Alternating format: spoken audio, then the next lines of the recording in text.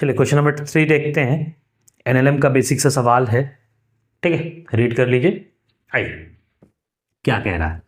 कह रहा है एबीसी का मास दिया हुआ है, फ्रिक्शन कोफिशिएंट सब सरफेस के बीच में 0.5 है, स्मॉल जी 10 है, फोर्स कितना लगाया जाए ताकि सी मूव्स करे विद कांस्टेंट स्पीड। सी को कैसे मूव कराना है?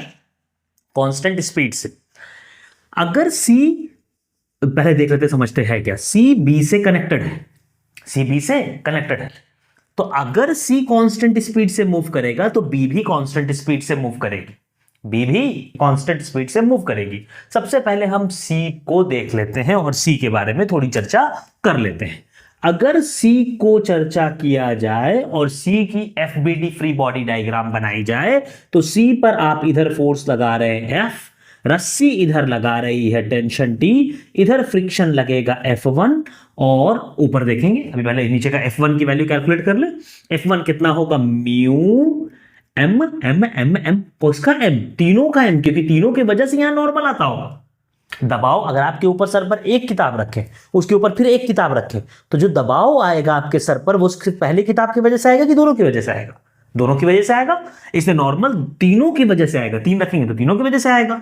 तो एन कितना हो जाएगा? mg के बराबर, एम कितना? 6 4 10 8 18, 18 इंटू जी 10। छोड़ देते हैं, मैं अब कर लेते हैं।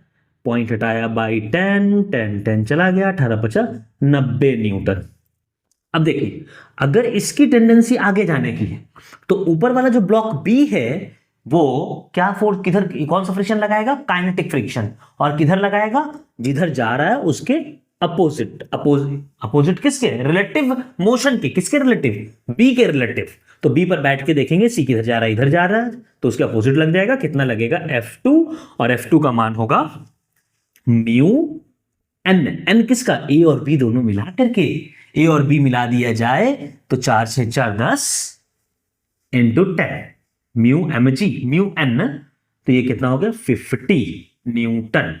तो अगर बात की जाए इक्विलिब्रियम, क्योंकि ये कांस्टेंट स्पीड से जा रहा है, v is equal to constant, this implies this force and this force will be equal, so F will be equal to F2 plus F1 plus F2, 9 5 14 140 plus tension. अब अपने को क्या निकालना है? टेंशन। टेंशन निकालना होगा। देखो अब दिमाग लगेगा, हल्का सा दिमाग लगेगा। क्या दिमाग लगेगा? बी, अगर C कांस्टेंट वेलोसिटी से जा रहा है तो B भी कांस्टेंट वेलोसिटी से जाएगा, लेकिन A के साथ ऐसा नहीं हो सकता है सर। A कांस्टेंट वेलोसिटी से नहीं जा सकता है। क्यों नहीं जा सकता है? इसलिए कि A को चलाने वाला कौन है? A को चलाने वाला B का फ्रिक्शन है।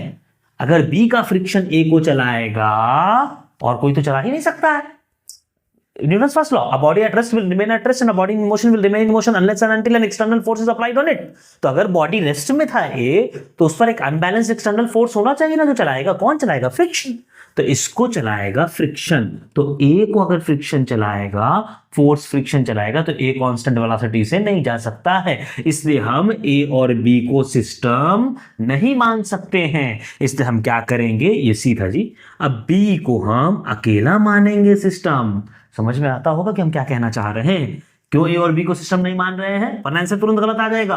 टेंशन का वैल्यू 50 आ जाएगा, 50 4 90 190 हो जाएगा। मिस्टेक हो जाएगा, करके देख लेना। नहीं तो ए और बी को सिस्टम मान ही नहीं सकते हैं। इसे नहीं मान सकते क्योंकि ए अलग चलेगा, क्योंकि ए का एक्सेलरेशन होगा और बी को एक्सेलरेट नहीं कराना है। क्यों नहीं कराना है? क्योंकि बी सी के साथ कांस्टेंट, अगर सी कांस्टेंट स्पीड तो बी कांस्टेंट स्पीड से, सी कांस्टेंट स्पीड से लेफ्ट तो बी कांस्टेंट स्पीड से राइट। बी के बारे में देखते हैं। इधर लगा टेंशन, अब इसने इस पर लगाया था इधर फ्रिक्शन, तो ये न्यूटन्स थर्ड लॉ से इस पर लगा देगा इधर फ्रिक्शन, उतना ही मैग्नीट्यूड का 50 न्यूटन। ठीक है, अब ये आगे जा रहा है, ए पर बैठ जाते हैं। ये इधर जा रहा है तो ए इसको रोकेगा, इधर फोर्स लगाएगा। कितना फ्रिक्शन लगाएगा? Mu mu mu mu mu N N N N N, इसका एम, इसका एन, इसका एन, मतलब इसका एम जी, इसका एम जी, ए का एम जी, 4 इंटू 10 20 न्यूटन। तो यहां से टेंशन की वैल्यू आ जाएगी 70 न्यूटन और यहां से एफ की वैल्यू आ जाएगी 140 प्लस 70, 7 4 11 210 न्यूटन। ये गलती ना कर देना कि ए और बी को एक साथ सिस्टम मान के बना लेना। भाई ए साथ नहीं चल पाएगा क्योंकि ए एक्सेलरेट करेगा और बी को एक्सेलरेट नहीं कराना है। बोल तो रहा है क्वेश्चन कांस्टेंट स्पीड से जाए, ठीक है। तो ये लॉजिक लग रहा था, 210 आंसर होगा 23।